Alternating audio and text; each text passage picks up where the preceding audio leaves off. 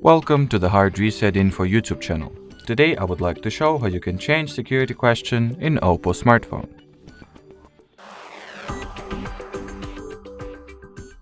So firstly, you will need to launch settings, then find and enter the privacy category.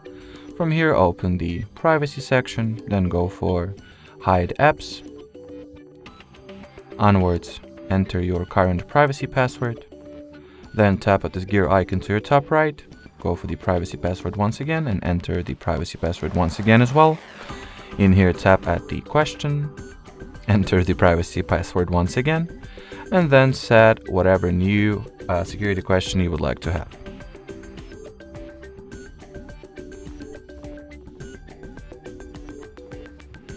Then save the changes, and here you have it. Alrighty, so that will be it for today. Thanks for watching, and bye bye.